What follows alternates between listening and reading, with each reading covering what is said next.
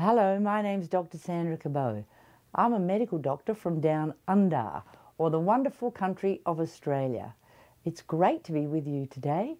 It's a real privilege that I can share my knowledge about the liver with you, and it's a great opportunity for you, because really what I've discovered after more than 30 years of practicing medicine is that your liver is the most important organ in your body.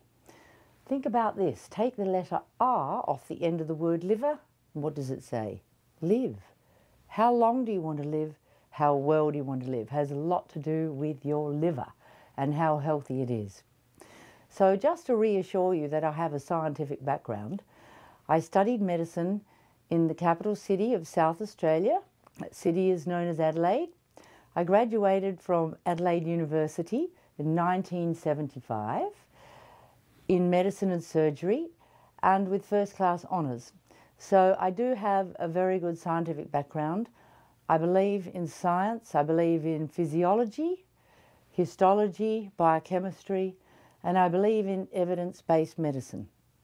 And although I'm a medical doctor, I really believe in nutritional medicine as the first line of healing for people, because what I've discovered after many years is that nutritional medicine is just as scientific as modern day medicine, which is orientated towards drug therapy and the suppression of symptoms.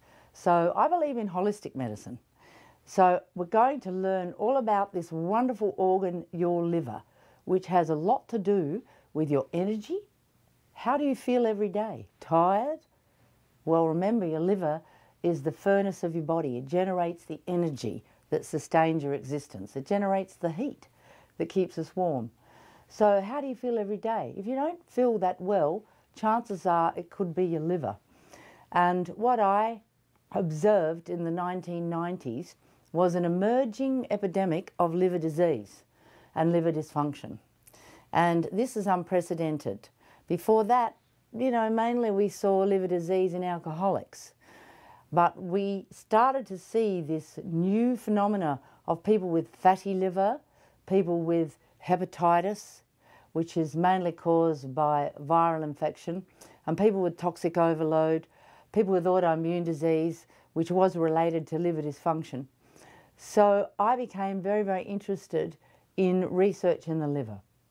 So we're going to start by looking at what the liver does in your body. So you can see in this slide here that your liver burns fat. So it has a lot to do with your weight.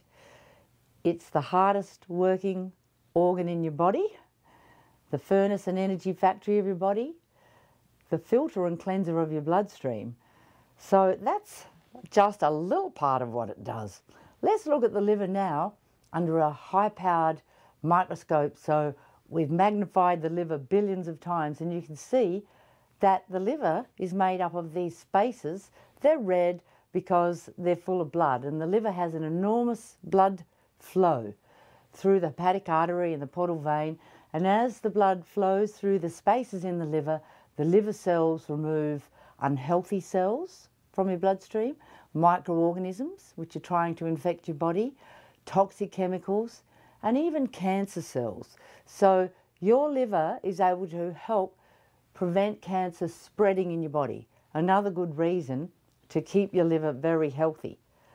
Now, the liver is also unique in that it can take these toxins that get into our body every day from many different sources, and it can turn those toxins into harmless substances. What a relief. So we want it to be efficient at doing that. And the liver is very specialised in that it can take toxins which are only soluble in fat and turn them into water-soluble substances, and only then are they able to escape from your body in watery fluids like the urine, the bile and the sweat. So very important to get those toxins out. So one of the best things you can do for your liver is drink a lot of water, and that's something a lot of people don't do. They're chronically dehydrated. It's very important that the liver gets these fatty toxins out of our body, otherwise they will stay in the fatty parts of our body. So they will be stored forever in the fat, and they are carcinogenic and they can cause other diseases. So it's important that the liver turns them into water-soluble substances. And you can see in this slide that the liver has phase 1 and phase 2 pathways by which it converts the fat-soluble toxins into water-soluble substances, which are then able to escape from the body. And to do these functions in the phase 1 and phase 2 pathways, the liver needs a lot of nutrients, specific nutrients. For example, it needs antioxidants, it needs B vitamins, it needs selenium, it needs the sulfur mineral, and it needs amino acids. And all these nutrients are used for the liver to make the most powerful antioxidant in your body, and that is called glutathione. And you've probably heard of glutathione, and your liver needs to make it all the time because it protects your liver and other parts of your body from damage from free radicals. And free radicals are really very damaging to our cells. So if we're producing a lot of free radicals in our liver, we will get liver disease because we have this chronic inflammation happening in our body, and particularly in our liver. So by looking after our liver, we're going to make a lot more of this wonderful glutathione, which will protect us from chronic inflammation and will also slow down aging and prevent degenerative diseases. We all need that to be happening at an efficient level in our body. So let's look at your liver. Let's do a liver checkup. Fingers crossed you come out with a good score. So do you have any of these symptoms? They could be a sign of a dysfunctional liver that needs help. Do you have a roll of fat around your upper abdomen? This cuddly little roll here that I call the liver roll. Sometimes people call it a muffin roll, but it's a roll of fat around the upper abdomen. Do you have bloating and congestion in your abdomen? Do you have discomfort or pain here over the area where your liver is situated? Do you have indigestion? Do you have these fatty yellowish lumps in your skin? As you can see here on the slide, this patient has these lumps known as xanthelasma in her eyelids, and that's a build-up of cholesterol and other fats that are unhealthy because the liver is not getting rid of them from the body. Remember I said before that your liver metabolizes fat, it burns fat, it pumps fat out of your body through the bile. If it's not doing that, you'll get fat building up around your heart, or in your organs, and also in your skin. So it's not very attractive. So a liver that is healthy will help us to be more attractive. Okay, what about fatigue? Reflux, heartburn, hemorrhoids. Are you hot all the time? Is your body overheated? You feel like you want to take your clothes off when everybody else is fine? Are you sweaty? You feel hot and sweaty and irritable. That's a sign that your liver is overworked and needs a bit of help. Do you have premature or rapid aging of your skin with these brown spots on the skin? That is a sign that your liver needs help. Now look at the other symptoms that could indicate a dysfunctional liver. Multiple sensitivities or food intolerances, itchy skin, rashes, hives, headaches, especially associated with nausea. Gallbladder problems. Is your liver making toxic bile, which is causing inflammation of the gallbladder and gallstones? High levels of cholesterol and or triglycerides in your blood. Moodiness, aggravation, depression. Red or itchy eyes or dark circles under the eyes. Body odour or bad breath. Unexplained weight gain and inability to lose weight, because your liver is storing fat when it should be burning fat. So you can see that there's lots of different symptoms that can occur if your liver is not working efficiently. And yet many medical doctors don't realise that they are representative of a dysfunctional liver. And modern day medicine is really a program to treat these symptoms with drugs to suppress the symptoms. But really, if you have 5 or 6 of these symptoms, your liver needs help, and it's much more scientific to use nutritional medicine to do this. And it works, it really does work. Now, when we look at the next slide, we can see that if your liver's not working efficiently, there's a lot of other things that can go wrong. And the Chinese call the liver the general of the army of the body. And they mean it's very, very strategic in that if it's not working properly, your immune system is going to malfunction. That's because your liver is the protector of your immune system. And I always say to my patients, hey, your greatest health asset is your immune system. Protects you against cancer, infections, and severe inflammation. But what protects your immune system? Your liver. So if your liver is not working efficiently, your immune system could break down, and then you can see all the problems that could arise, such as allergies, chemical sensitivities, increased inflammation in your body, which by the way is the cause of most diseases, swollen glands, recurrent infections, chronic fatigue syndrome, fibromyalgia where you ache all over, which can lead to polymyalgia. Autoimmune diseases are far more likely to attack you if your liver is not protecting you. If your liver is dysfunctional, you're more likely to get autoimmune disease, and there's hundreds of different autoimmune diseases. So whenever there's a problem with your immune system, we always need to treat the liver. Skin problems and an increased risk of cancer. So you can see that the liver really is a very strategic organ. But the good news is, and I hope I'm not depressing you all too much, the good news is the liver responds very quickly to nutritional medicine, and of all the organs in the body, the liver is most able to repair and regenerate itself. Don't we love that? I think it was designed that way because a lot of us are our own worst enemies, and we party too much, we drink too much, we don't always eat right, and our liver takes a real beating in this day and age. So thank God that the liver was designed to be able to repair and renew itself. So do you need a liver function test, which is a simple blood test? Well, I think that everybody should have a liver function test annually as part of their general checkup. But there's some people that should have a liver function test more frequently than that. For example, people who use recreational drugs or share needles, or people who take long-term medications prescribed by doctors or over-the-counter medications, especially if they're taking several drugs at one time. And I'd like to tell you a case history of one of my patients, which I think serves as a sign to us all, doctors and patients, that we need to be ever so vigilant with checking the liver when people are taking drugs. Now, this particular patient developed rheumatoid arthritis at the age of 60, which is a severe form of arthritis, very, very painful.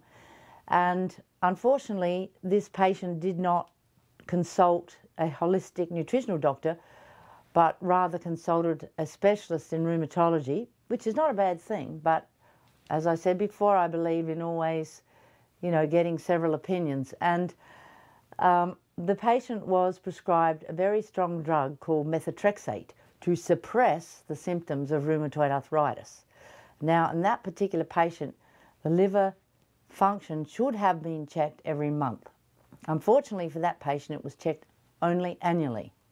Now, over a decade, that patient developed liver failure and liver cirrhosis from that drug.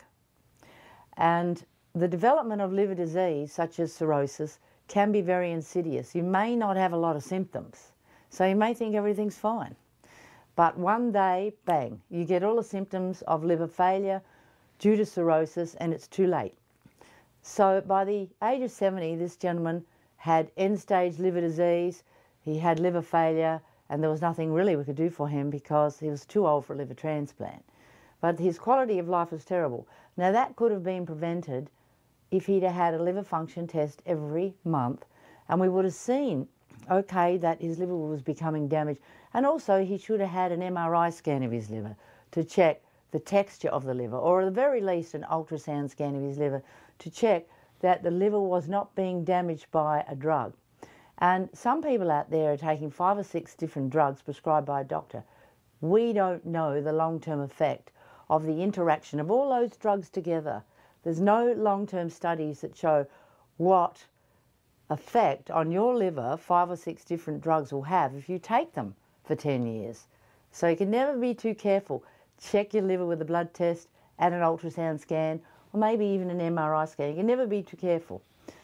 So you can see there's some other conditions here that may indicate you should have a liver function test more frequently. If you have high levels of iron in your blood, those levels can be very dangerous for your liver, and you can develop cirrhosis. If you're very overweight, if you're diabetic, if you work with chemicals, as I said, you can never be too careful. And a lot of people, of course, are not careful enough with their diet. They're smoking. They're using a microwave oven all the time to cook their food, which is irradiating their food. They're exposed to heavy metals. They don't use a water filter. They're drinking too much. So all these things will increase the workload of our liver. So have a liver function test at least every 12 months. Now, we know that if you are overweight, the fat tissue that you are carrying may store fat-soluble toxins, particularly if your liver is not eliminating them, and that can actually make it harder for you to lose weight. So if you have a fatty liver or a toxic liver, you'll find it much harder to lose weight. And the interesting thing is, if you improve your liver function, it's much easier to lose weight. And that was the case for a colleague of mine, Dr. Thomas Iannelli, and he has a fantastic testimonial on his website, which is called confessionsofafatman.com, and also on our website, liverdoctor.com. And Dr. Iannelli was very overweight in his past lifetime. I think he weighed about 350 pounds, and he had a bad fatty liver and he didn't feel well, and he was going to have his stomach bypassed or stomach stapling, one of the surgical procedures that can be done for morbid obesity. And yet he was scared of having that, because when you're very overweight, of course, that is a risk to having a general anaesthetic. So he thought, oh, I'll give it one last try and I'll look around and see if I can find some information on the liver. So one day he went to a bookstore and he found a copy of my little book, The Liver Cleansing Diet. And he took it up and he took it home and he read it in about an hour. It's not hard to read. And he thought, I can do this. And this explains my problem, that because I have a fatty liver, I can't lose weight, and explains why I've got all these cravings, because my insulin level's too high and that's making my liver store fat, and so on. And so he followed this, and it really turned his life around, and he developed his own principles for inspiration and motivation, which have worked for him, and now he looks trim, taut and terrific, and you know, he's having a fantastic time. He's climbing mountains and he's full of energy, and I love his story. So, you know, even doctors can end up with a fatty liver. I mean, sometimes they're the worst because they don't have time to look after themselves or exercise, or they don't know about liver tonics. And so Dr. Iannelli really turned his life around and found that by improving his liver function, it was much easier to lose weight. So check him out at confessionsofafatman.com and send him an email. He loves to get emails. And let's talk about fatty liver, because it really is very interesting. About 1 in 4 Americans have a fatty liver. Now that's opposite to what your liver should be. A healthy liver burns fat and it pumps excessive fat out of your body through the bile.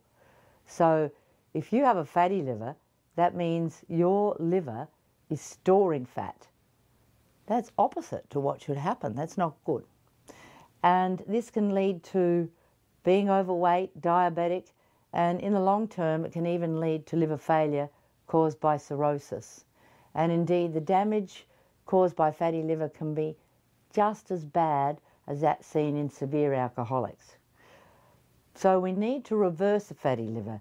And I've done a clinical study on fatty liver in patients in Australia, and I have proven that it is quite easy to reverse a fatty liver through a combination of a low carbohydrate diet, plenty of protein, plenty of raw food, and taking a liver tonic that's very powerful.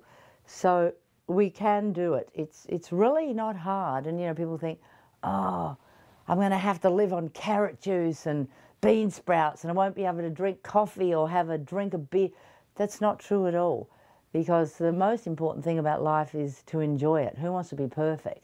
You live to 120 and have a long, dull, boring life. But we do want to have a good quality of life. So we have to know the tools to reverse a fatty liver, to heal our liver. We want a good quality of life. But we don't have to give up coffee. We don't have to become a teetotaler. And we don't have to give up everything that's fun. And for all my girlfriends out there, we don't have to give up chocolate.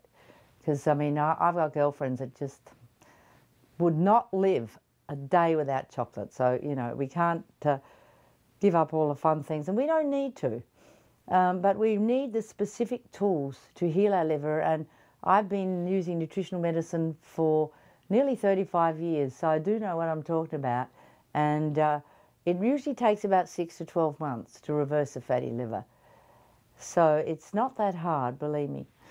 Okay, so fatty liver is the most common cause of liver disease today. It's far more common than hepatitis, which is due to viral infection. And so if you think you could have a fatty liver, ask your doctor for a blood test for liver function and have an ultrasound scan of your liver, and it will show that your liver texture has changed. And you can see here that a fatty liver has a different texture. It's yellow, greasy, and the spaces that should be in the liver to filter the blood are being filled up with unhealthy toxic fat. Nasty. We don't want that. And this fat can cause inflammation, which can cause liver damage and cirrhosis. So we want to reverse it. Now let's look at a few more gory pictures of liver things, as we say, body parts. Not everybody likes looking at them, but I think it's quite interesting. And as I have mentioned before in this presentation, the word inflammation. Inflammation is the thing that causes most disease. We've all got inflammation in our body, but those of us who have too much inflammation will develop degenerative diseases at a much earlier age. And when it comes to the liver, we're likely to develop liver disease of some sort if we have a lot of inflammation in our liver. So you can see here a picture of a healthy liver. Then you can see here a picture of a cirrhotic liver. This liver has cirrhosis, which basically means the liver is distorted with scar tissue. You can see it's all knobbly or lumpy, and that is because the scar tissue has squeezed or choked the healthy liver cells and the spaces in the liver and distorted them, and the liver can actually shrink and become just like a little shrunken knob of scar tissue. Very nasty, and it will eventually lead to liver failure. The cause of that cirrhosis is chronic inflammation in the liver, and we can control that. And that's very important. We can prevent cirrhosis, no matter what the cause, if people reduce the inflammation.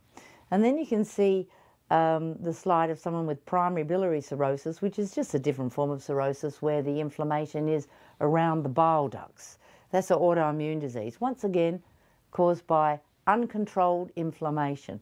And people often don't know they've got inflammation in their body. They're walking around and think everything's fine, but it's not, you know. You really have to look after your immune system and your liver to control this inflammation, particularly as you get older. If you have a family history of inflammatory problems, or just because we live in a toxic day and age. There's so many toxins out there that are always attacking our body and causing inflammation. And there's so many nutritional deficiencies which make the inflammation worse. So we really need to nurture our immune system to stop this inflammation. And I only wish I'd known about this at a younger age, because really, you know, it's all about preventative medicine. The earlier you start, the better off you are. And then we can see a slide of liver cysts. Well, they're just kind of empty spaces in the liver that have a circular appearance. Their cysts are often full of fluid or toxic fat, and they can be caused by inflammation or blockage of the bile ducts. And once again, we can reverse this pathology. We can shrink the cysts, and we can often prevent them from forming. So What can cause inflammation in our liver? Well, viruses such as hepatitis B and C virus, too much sugar in our diet. Sugar is very pro-inflammatory. So if you're a diabetic or if you're eating a lot of sugar, you can get a fatty liver from that and a lot of inflammation in your body and your liver. Too much alcohol. Well, how much is too much? Generally, more than 2 drinks a day would be toxic to your liver. Of course, some people drink a lot more than that. And different people have different tolerance to alcohol. Some people can tolerate a lot more than other people. Women don't tolerate alcohol as well as men, and women are more likely to get liver damage from a lower intake of alcohol compared to men. But generally, you know, if you have more than 2 glasses or 2 drinks of alcohol a day, then that could cause some problems. If you have a lot of fat in your liver, that can cause inflammation. If you're exposed to a lot of toxic chemicals or heavy metals, then that can cause inflammation.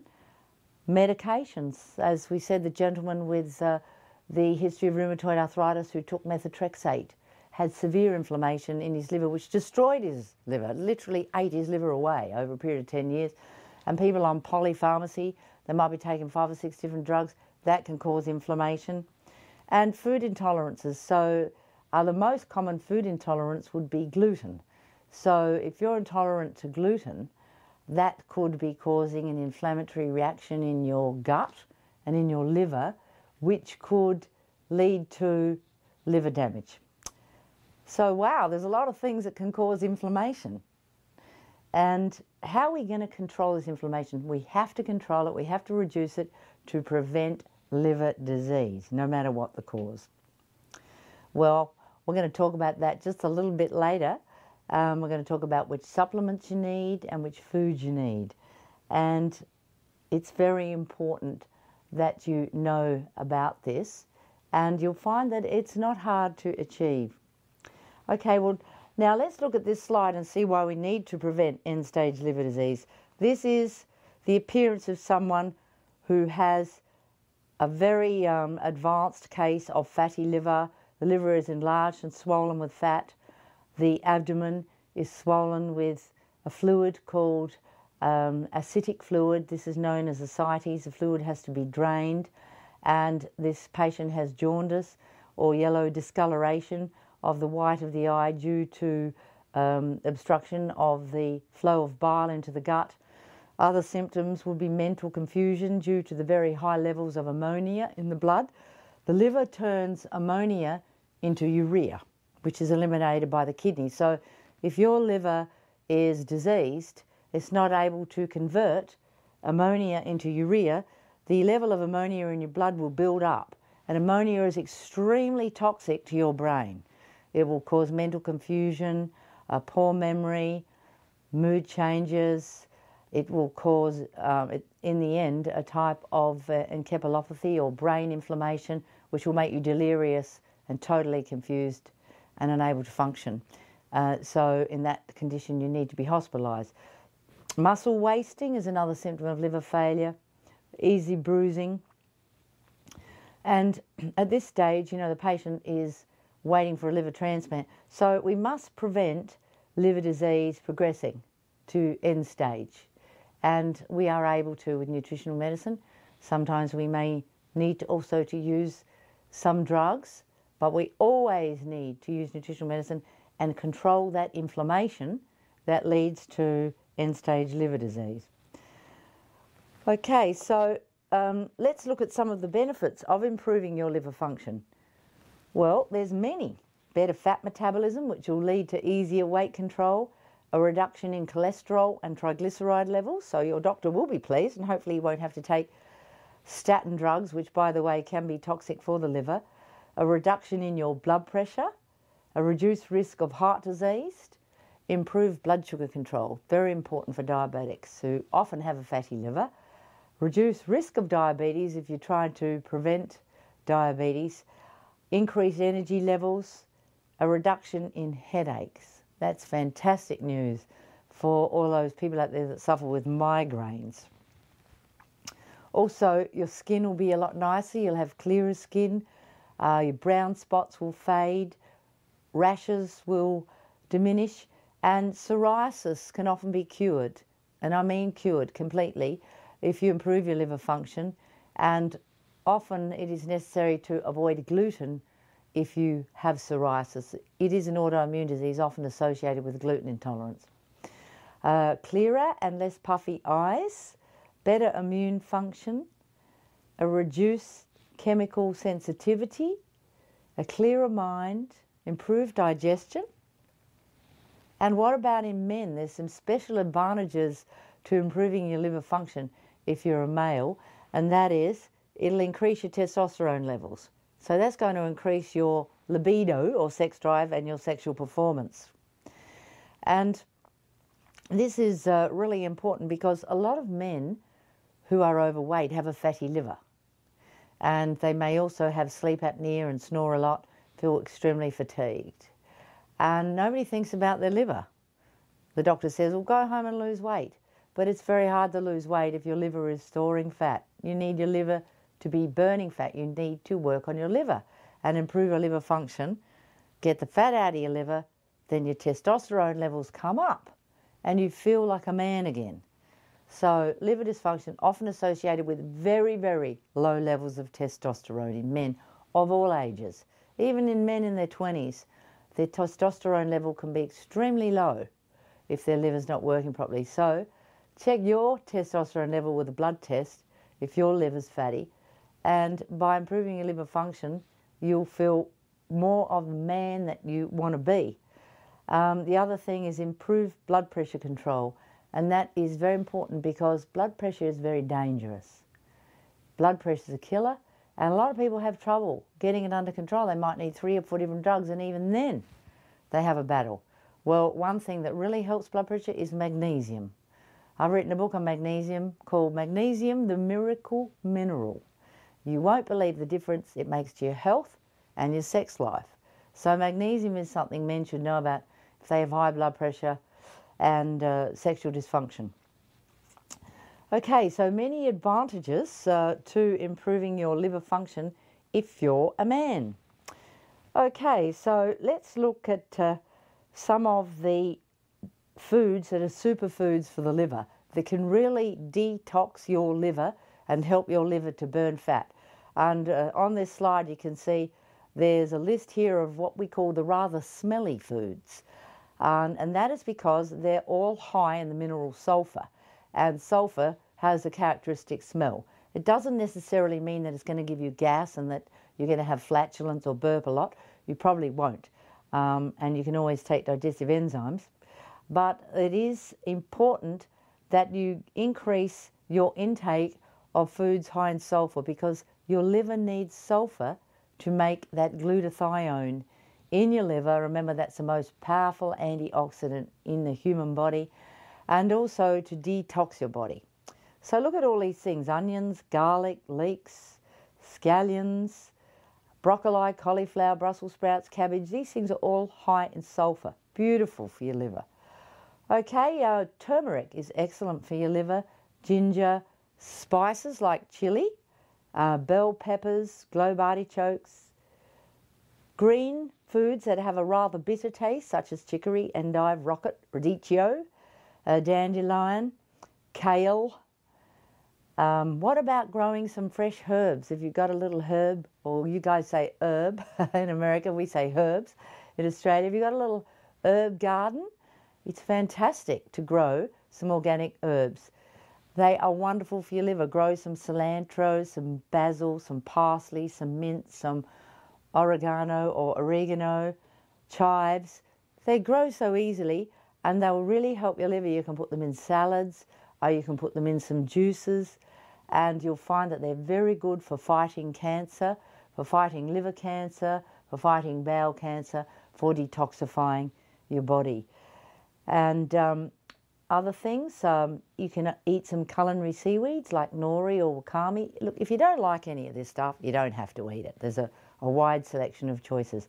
But you can experiment a bit, and there's fantastic recipes in all my books. And if you go to liverdoctor.com, we have free newsletters called the Liverish newsletter, and that comes out every week. So definitely subscribe, and we have fantastic recipes, because what you eat has a lot to do with how your liver functions and what type of immune system you'll have. So all this green stuff is great, and a lot of people don't eat nearly enough of it. They don't eat enough raw food. And one of the reasons we have so much bowel cancer now in young people is they don't eat raw food. What about healthy liver? Healthy liver drinks or beverages? You know, some people say, "Oh yeah, beer, that's the best one." And of course, you guys have Budweiser. In Australia, we have Tui's.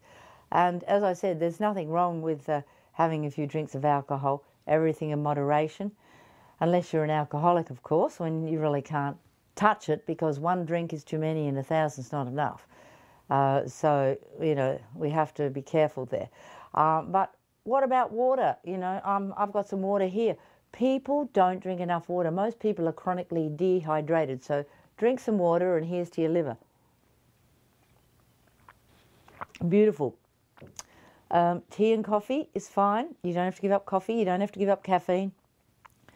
Herbal teas such as green tea, dandelion, etc. are all very healthy for the liver. Homemade lemonade, you can squeeze citrus, and if you want to sweeten it, add some stevia or xylitol to it, and then it will taste really nice. We don't want sugary drinks. If you have a lot of diet sodas or, you know, sugar drinks, pop drinks, soda drinks laden with sugar, that's going to cause diabetes. It's going to cause a fatty liver. So we want to minimize the sugary drinks. And the other thing you can do with raw juicing is, if you're really busy and you don't have time to make a juice every day, you can make a whole week's supply or a whole month's supply if you want, if you've got a big freezer. And as soon as you've made it, freeze it, and it will last forever. So if you freeze your juice straight after you make it in little glass jars, put it in the freezer, it'll last forever. That's what I do.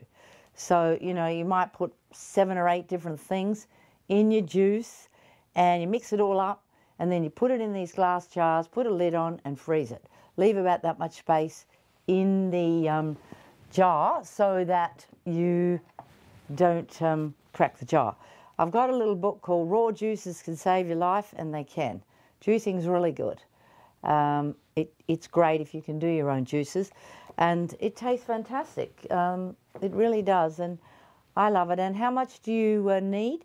Well, it depends. If you're trying to fight cancer, you might need a lot. You know, you might need about a litre a day, which would be the equivalent of about 4 glasses. But if you're just a general healthy person who's wanting to improve your liver, 300 mils, which would be about 10 ounces, 8 to 10 ounces, or 250 to 300 mils would be plenty. So you don't need a huge amount unless you have cancer. You can get by with, you know, about 8 to 10 ounces a day, which is really achievable, particularly if you freeze it. So I love juicing. It can help to heal your liver, particularly if you have a lot of inflammation in your liver. Protein is good. If you have a fatty liver, you need plenty of protein and less carbohydrate. And these are good sources of protein. Eggs are very good for your liver. And eat the yolk. The yolk has got sulfur in it. And the cholesterol you find in these natural protein foods is good for your liver. It's the unhealthy trans fats or deep fried foods that are bad for your liver. So you can have natural cholesterol and it won't put your blood cholesterol up. Relax. Enjoy the egg, eat the oats. Eggs help you to lose weight.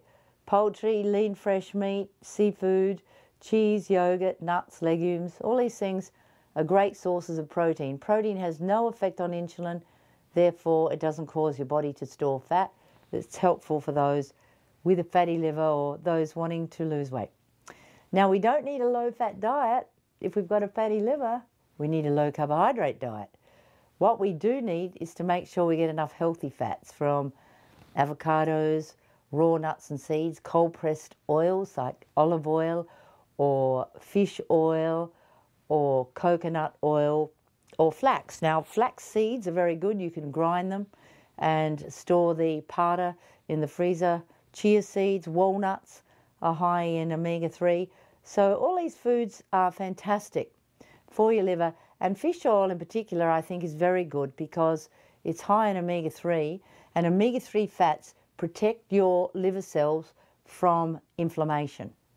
So that's going to prevent a lot of end-stage liver disease, right? We said that chronic inflammation leads to scarring in your liver and cirrhosis. All sorts of liver diseases are caused by chronic inflammation. So the healthy fats are important to stop that chronic inflammation. So anyone with the hepatitis, no matter of what origin or fatty liver, needs the healthy fats. So what I do with fish oil is I get a liquid fish oil in a glass bottle, dark coloured glass. I keep the fish oil in the fridge and I have it off the spoon just before I eat. And I have about 2 tablespoons a day. I find it fantastic. Some people don't want to have that much. They might only have 2 teaspoons a day. Some people have 3 tablespoons a day. It just depends on what you're trying to achieve. But whatever dose you're taking, make sure you're getting enough of these wonderful omega-3 fats that you find in fish oil and walnuts and flax seeds, because if you're not, you're going to be susceptible to long-term chronic serious inflammation. Okay, let's talk about Livertone Plus. This is a liver formula that has become very popular over the last 15 years.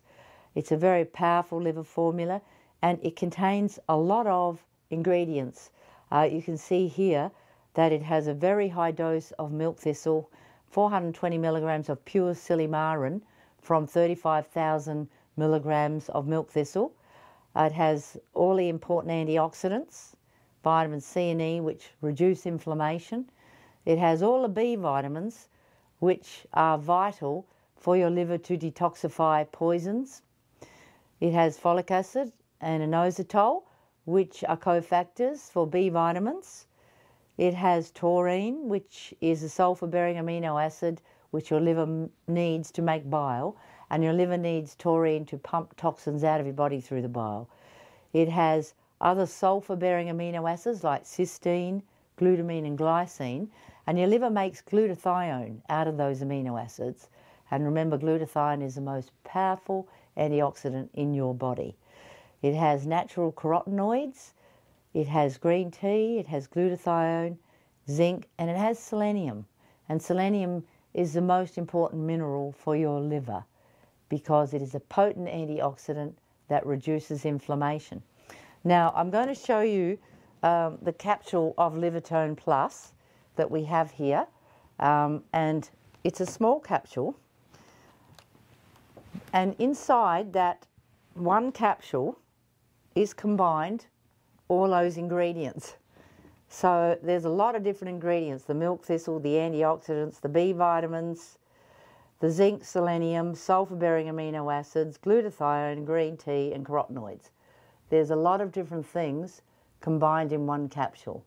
So it's very good technology that enables us to do that. It's a powder in a vegetarian capsule. So it's not all compressed with binders and fillers. So for that reason, it's easily absorbed. Now, the dose varies from 2 capsules to 4 capsules a day with food. Some people only need 1 capsule as a long-term dose, but you don't then have to go and take 20 different supplements. It's all in one. So it's a very good formula that's been on the market for 15 years and it works very well for many different cases, and it supports liver function. It really helps your liver to burn fat. It supports your liver to be able to detoxify your body. So that's the Livertone Plus formula, a multi-ingredient, multi-action formula. Now, the other thing, with your liver, it's very important that you have healthy bowels. Now, it's only in the last decade that we've come to realise that most of your immune system is found in your gut. And part of your immune system is all the bacteria in your gut. So we have several kilograms of bacteria in our gut. That's a lot of bugs. And hopefully they're the healthy bugs, not the unhealthy, mean bugs that are disease causing and inflammation causing. So what we want for a healthy immune system is healthy bugs in our gut. So how are we going to have that healthy population? How are we going to achieve that? Well, first of all, a probiotic can help a lot. And there's a lot of good probiotics on the market. We can also eat organic acidophilus yogurt, plain yogurt, not flavoured yogurt. We can take a natural antibiotic, a parasite cleanse, and we can also change our diet so that we're eating more raw food. If we have about 30 to 40% of our diet as raw food, that will completely change the bacterial population in our gut. Some people need even more percentage of their diet as raw food. But as a minimum, 30 to 40% of our diet should be raw vegetables and fruits, and we can make really nice salads, nice dressings that taste fantastic. And all the recipes are in the books, and they're in the Liverish newsletter if you want more ideas. So raw food, it gives us healthy bacteria, it helps to prevent bowel cancer, and it's going to help our immune system. The other thing, we need to avoid constipation. Otherwise, we get a build-up of toxins and unhealthy bacteria. So we can use a fibre product such as Fibertone, or just plain psyllium by itself. Or if we have an enlarged colon, what we call redundant bowel, where your bowel's like more suited to being a cow, and 1 in 5 people have this, where the bowel is really, really long and redundant, and those people have terrible constipation, and they've often had it since childhood. In that situation, we can take a magnesium powder, like magnesium oxide or magnesium hydroxide or Epsom salts, and that will flush the colon out. We do that once a week. So very important to look after our bowel as well as our liver. Another thing that some people use for their liver is MSM. It contains sulfur, so you can put that in water or juice, and that's a refreshing drink. As we said before, sulfur is helpful for the liver, and particularly if you don't like eating all the smelly vegetables like the onion and garlic, or the cruciferous vegetables, which is the broccoli, cabbage and Brussels sprout. If you don't eat enough of those, well, you can use a bit of MSM, because that gives you some organic sulfur. These are some of my books that I've written on the liver, and I like all the books, but the fatty liver one is very good because it really is specific in reversing a fatty liver, and it has an autobiography by Dr. Thomas Iannelli, who's a cancer specialist, and he talks about healing his fatty liver. So I love the book on fatty liver. It's got a lot of great recipes, and it might help you a lot. Okay, let's talk now a little bit about hepatitis, because I think it's a very interesting subject, and I think it's very misunderstood. A lot of people have no idea about the depth of this problem on this planet. For example, hepatitis B. Now, we've heard of the hepatitis B virus, but if you say to somebody, well, how do you catch it? They usually haven't got a clue. Well, generally, it's caught by having sex with someone who has it, or from contaminated blood. And it's the most common liver disease in the world, really. Hepatitis B affects nearly 500 million people on this planet today. So we say approximately 450 million, well, it's close enough to 500 million, and that's an estimate. It could even be more. So it's the most common viral infection. And unfortunately, there's no cure for hepatitis B. So even in this day and age, there's no cure. But what we do have is a very good vaccination against hepatitis B, and it's very important that people are vaccinated to try and greatly reduce the incidence of hepatitis B. Hepatitis B is the second most common cause of cancer after tobacco. Hepatitis B is the second most common cause of cancer, and it causes liver cancer, often in relatively young people. So a very nasty disease. Now, if you're an adult and you have hepatitis B, it's no big deal. Generally speaking, it's not going to harm you if you got it when you were an adult. Whereas if you got it when you were very young, it's far more dangerous. But still, if you are a carrier of hepatitis B, there's a lot that you can do to protect your liver and to keep the amount of virus in your body low. That's the key. Keep the virus low, because otherwise you're going to end up with a high viral load, and then you're going to feel very tired and you've got more chance of getting liver damage from the virus. Now let's talk about another liver virus, which is the hepatitis C virus. And you can see there's a picture of the virus here, and the genetic material of the virus is that curly purple thing you see. It's an RNA virus, and its genetic material is surrounded by a green and purple coat, and that's made of protein and fat. So a virus is extremely tiny, tiny, tiny, tiny, much smaller than your red blood cells or white blood cells, for example. And the hepatitis C virus actually gets inside your cells and gets into the nucleus of your cells and incorporates it into your own genetic material. So the virus becomes part of your genome or your DNA. So it's not very nice feeling to think, well, you've got a virus that's actually become part of your DNA. And that's why a lot of people with viral hepatitis feel so bad, and they want to get rid of the virus. They want to eradicate the virus. So science is working on that. But I think it's even more important to reduce the chance of the virus damaging you.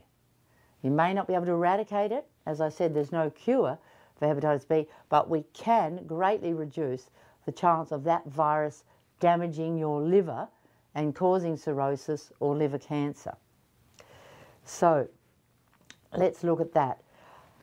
Very important, because hepatitis C is the fastest growing infectious disease in America, and it's also very, very common in Asia. There's 40 million people in China with hepatitis C. It's far more common in Asia than it is in America or Australia. And worldwide, there's approximately 200 million people with hepatitis C virus. It's quite infectious, being 10 times more infectious than the AIDS virus. But unlike hepatitis B, you can't get hepatitis C from having sex. It only comes from blood that is contaminated with the hepatitis C virus. So, what do we have to treat hepatitis C? Well, we have some very good drugs. We have interferon and ribavirin, and we have new drugs coming out all the time that are more effective than interferon, and they're called protease inhibitors, but they're still very new and they're still expensive. And so we really need to think, well, what can we do ourselves to keep the amount of virus in our body low and to reduce the risk of this virus harming our liver and harming our immune system. And also, treatment with the antiviral drugs only lasts on average 48 weeks, at the most 2 years, and this is in special cases. So ask yourself, even if the drugs work, what are you going to do after this time to keep yourself healthy and protect your liver? It's very important, because sometimes the drugs don't work and they can fail because the hepatitis virus becomes resistant to the drugs, and then the drugs become useless. And for hepatitis C, unlike hepatitis B, we do not have an effective vaccine, unfortunately. So until we have an effective vaccine, we have to rely on drugs and nutritional medicine. The other reason why I promote nutritional medicine as part of my strategy to help people with hepatitis C is that the hepatitis C virus is a stealth virus. And what does that mean? Like the stealth aircraft, it can evade radar.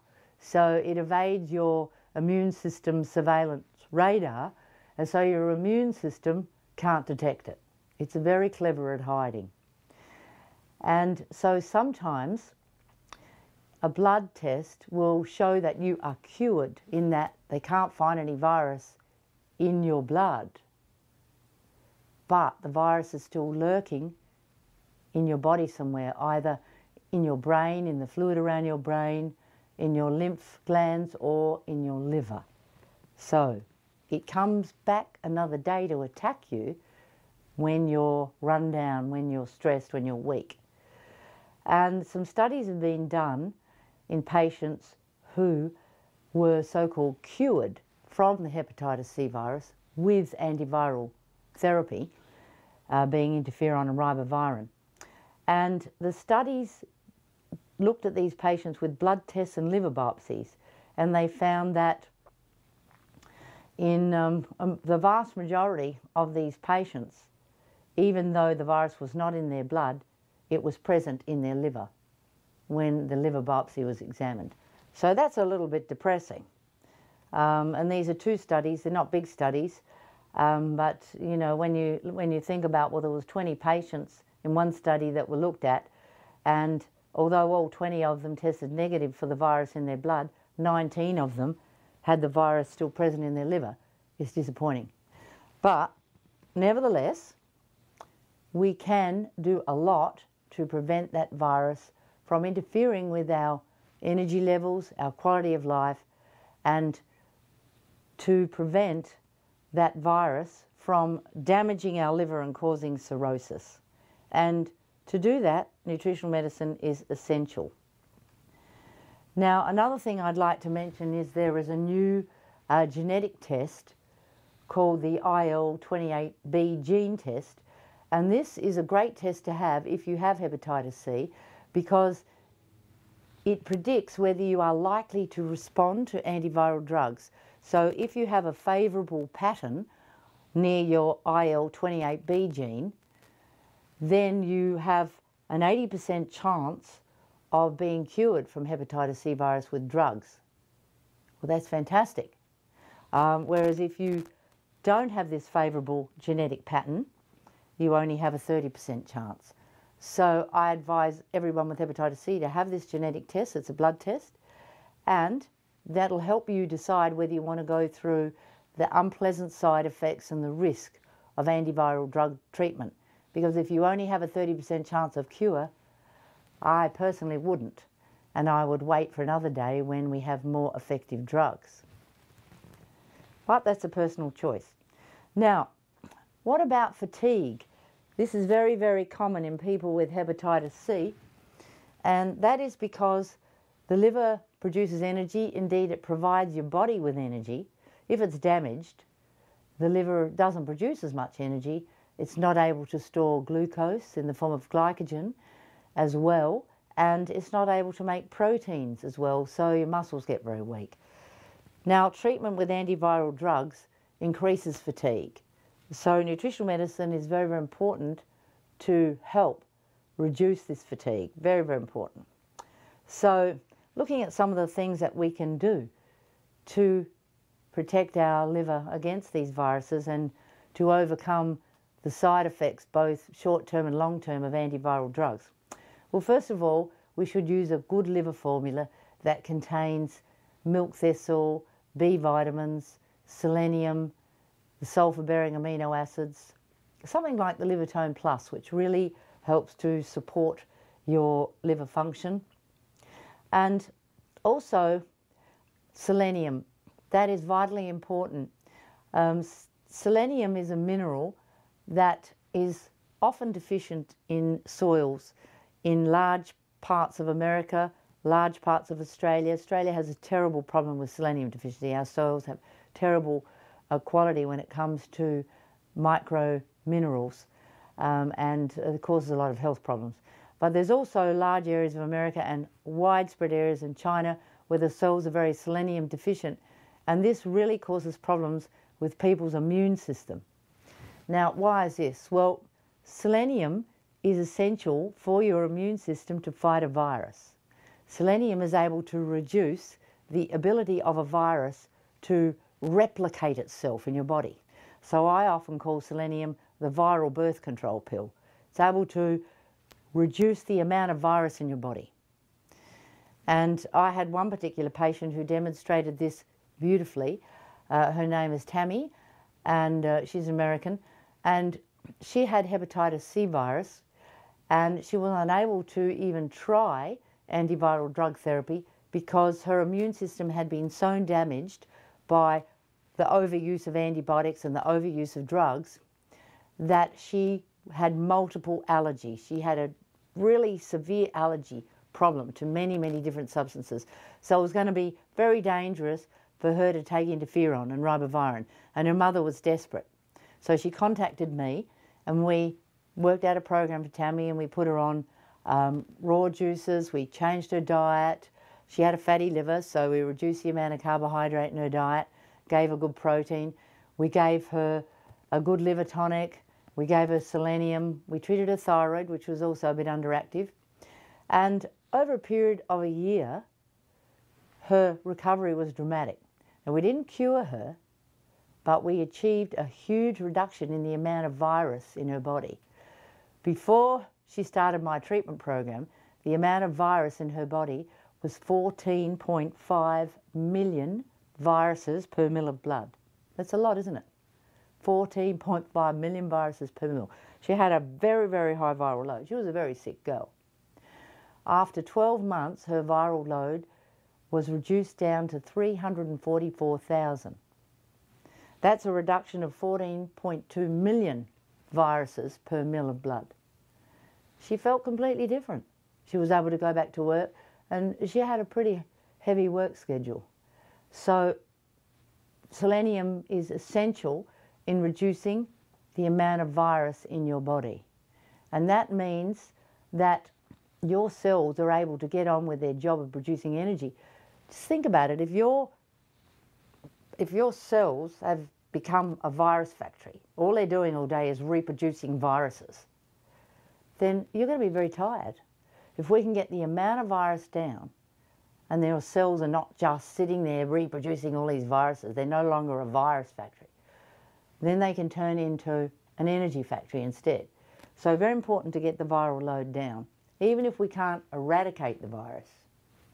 And it's quite possible to measure the viral load, which is the amount of virus in your body, as we did with Tammy. So we've got to use selenium. Now, the Livertone Plus has selenium in it, but you would also need some extra selenium if you have a high viral load. So you can get selenium supplements, powders or tablets. They're not expensive, and it's important to use a form of selenium called selenomethionine and not selenite, because the selenomethionine form of selenium is organic and it's better utilised. The other thing, you may want to take extra doses of vitamin E. It reduces scar tissue. Always use fish oil, as I said. It protects the membranes of your cells against inflammation. So bump up the omega-3 fats from the fish oil, walnuts, flaxseed, chia, and you can use some antiviral herbs in your diet, such as oregano or oregano, thyme, garlic and chives. There's a lot of foods that have antiviral properties, and particularly the herbs that we use in our diet, like thyme, oregano, garlic, chives. These things will actually help your body and your liver to fight this virus and to reduce the risk of liver cancer, because this is what people worry about. When they've got hepatitis, they think, oh, I don't want to get cirrhosis and I don't want to get liver cancer. Well, this is what you need to do. You need to use nutritional medicine, because it will prevent the chronic inflammation that leads to cirrhosis and liver cancer. The other thing, it's good not to be deficient in iodine if you have a chronic viral infection in your liver. Iodine is a mineral, and about 50% of the world is low in it.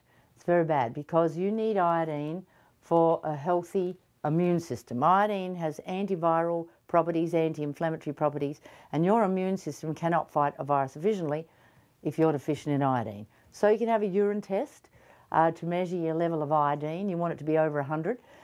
And if it's not, take a good iodine supplement, such as this little formula here. This is a very good iodine supplement. This is the Thyroid Health Capsules, and it contains iodine, selenium, vitamin D and zinc. And you can see it's a pretty green colour. Well, that is because the capsule is coloured with chlorophyll, which is a natural pigment, and it stops the light getting inside the capsule, because light destroys vitamin D. So it's a pretty green colour because of the chlorophyll, and it protects the ingredients. So that's one source of iodine, or you could take kelp, or you could take seaweed or iodine drops. but you don't want to be deficient in iodine, and you definitely don't want to be deficient in selenium. So while we cannot guarantee to completely eradicate the hepatitis virus by nutritional medicine, what we can do is greatly reduce the chance of that virus damaging your liver and causing end-stage liver disease. And we have thousands of patients that we've helped. There's some very good testimonials on liverdoctor.com. So go and have a look. We're able to improve liver function in 70% of patients. We are able to reduce the viral load in well over 50% of patients, and often dramatically. So nutritional medicine does work. And, you know, sometimes doctors will say to their patients, oh, there's no evidence that that works. Don't take any herbs like milk thistle, or don't use selenium, or don't use iodine, or whatever. And my answer to that is, why? Have they done the research? Have they looked at all the studies that are available on selenium? There's thousands of studies on selenium that show that it's able to reduce viral load, even in AIDS patients. And these studies are published in reputable medical journals, not just in, you know, some health newsletter somewhere. These are in conventional, prestigious, peer-reviewed medical journals. So why don't they do their research instead of trying to minimise nutritional medicine and telling patients false things? These things are very safe and they're effective. They're not exclusive to drug-orientated medicine. They're complementary. I believe in holistic medicine. So don't let doctors put you off. Don't let doctors minimise nutritional medicine or be sarcastic about it. Do your own research. There's a lot of research available on the internet for free. As I said, research about iodine, selenium, vitamin D, milk thistle, liver function, it's all there, and it's presented in peer-reviewed, prestigious medical journals. So don't just take the word of someone else. Do your own research. It's very interesting. So when it comes to reducing chronic inflammation, just to summarise, our diets are important. We need to increase the amount of raw food in our diet. Juicing can help, raw juicing. Also the antioxidants like vitamin E, vitamin C and selenium, and omega-3 fatty acids. So those simple things make a big difference, and the studies are there to prove that. Now the other thing that can also help is vitamin D. So it's very important to have a blood test to check your vitamin D level. And we don't want your vitamin D level to be just at the lower limit of the normal range or just in the middle. You don't want to be average. You want it to be towards the upper limit of the so-called normal range. Because vitamin D is an important anti-inflammatory. And people with liver problems often have low vitamin D. Perhaps because they don't have the energy to spend time outdoors, but also because the liver is required for the activation of vitamin D. So there may be many reasons why you could be low in vitamin D. If you are, you need to take a vitamin D supplement and get your blood vitamin D levels up towards the upper limit of the normal range. That's going to reduce inflammation. Now let's talk a little bit about gallstones and gallbladder disease. It's a very, very common problem, and we receive a lot of phone calls and a lot of emails from people who have gallstones, and they're in a quandary, should I have my gallbladder out or not? Well, a lot of gallstones are silent, and they're found on an ultrasound scan or some other imaging test that is done routinely to check for perhaps their liver or their pancreas. So they didn't have any symptoms of gallstones, so the gallstones were just found incidentally. So the doctor says, oh, you've got gallstones, you should have them out.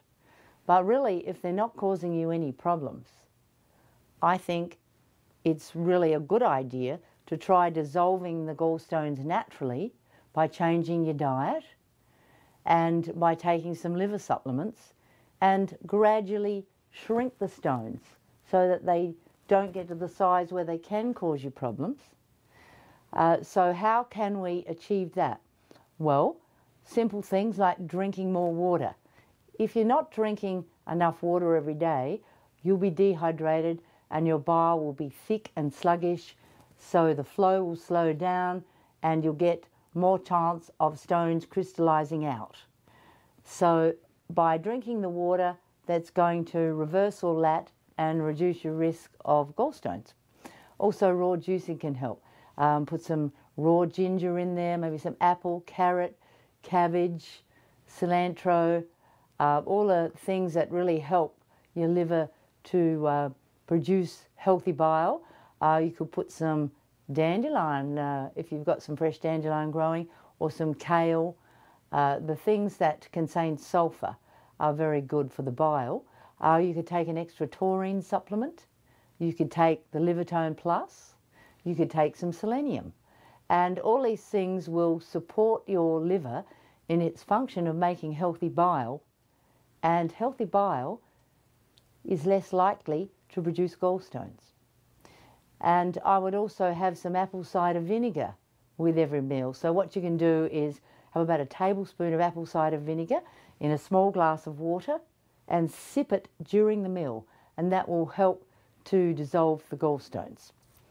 So simple things like that can slowly dissolve them. Of course, you will need to stop eating so much sugar, because if you keep eating too much carbohydrate in the form of sugar or bread, donuts, pasta, things like that, your liver will turn that carbohydrate into unhealthy cholesterol, which will be pumped out of your body through the liver via the bile, and unhealthy bile will cause stones.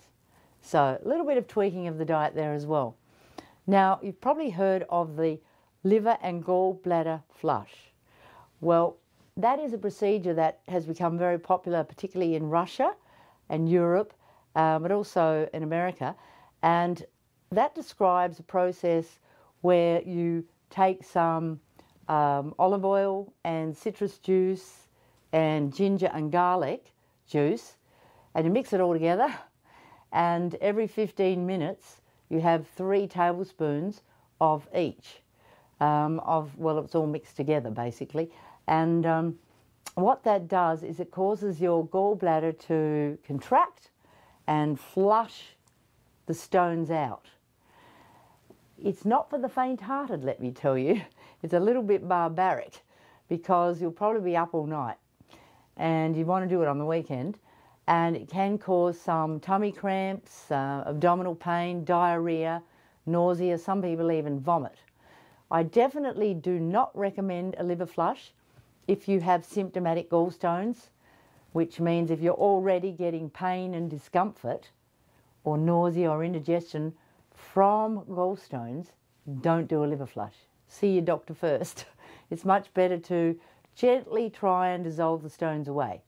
But if you just want to do like a general liver cleanse and you have a few tiny little stones, talk to your doctor about doing a liver flush with the olive oil and the citrus and the garlic and the ginger juice. It does work, and you may find that you pass literally hundreds, and I've even had one patient pass over 1,000 tiny little green stones just from doing one liver flush. So, you know, you can get a cleansing of the gravel and the sludge and the little stones from your gallbladder and your bile ducts, but you won't be able to budge the big stones. You know, if you try and budge the big stones with a flush, you're going to be in a lot of trouble because the big stone is going to get stuck, and if it gets stuck in the common bile duct or where the bile duct joins the pancreas, you're in big trouble. So you've got to be careful with the liver flush. Talk to your doctor about it, but it is very popular. Now, if you want some in-depth, really good information on gallbladder disease and gallstones, go to liverdoctor.com and click on gallbladder disease, and every test is there, every possible treatment that you could think of using to help your gallbladder before surgery or post-surgery is there, and I encourage you to take a look because it's very comprehensive. But the message is, you can treat gallbladder disease naturally. It does work in the majority of cases, however, not for everyone, and you may need your gallbladder removed. But you can work with your doctor using natural methods and see how you go. And if you can keep your gallbladder, fantastic, because it does perform some important functions. If you can't, you still need to look after your liver after you've had your gallbladder removed, because you can still form stones in the bile ducts. And that will block the bile ducts and lead to liver cysts within your liver that are very painful and very destructive. So remember, what caused the gallstones and the gallbladder disease in the first place was unhealthy bile. So you've still got to look after your liver and keep your bile healthy to prevent further stones. And the other thing is that a lot of gallstones are silent and never produce any problems, and most people go to their grave with their gallstones. So you don't have to panic unless you've really got a lot of unpleasant symptoms, when you need to have a good surgeon on standby while you try the natural therapies. So I hope this presentation has helped you to appreciate your liver, the largest and hardest working organ in your body, and to give it a little bit of TLC every day. You don't have to be perfect, as I said. You don't have to be a teetotaler. You don't have to give up chocolate, coffee, whatever. But you do need to check your liver regularly, and you do need to do a few things to support your liver function, because there are so many viruses around today that can attack our liver. There are so many toxic chemicals. People are prescribed so many drugs, some people taking 5 or 6 different drugs, and have no idea that this could damage their liver.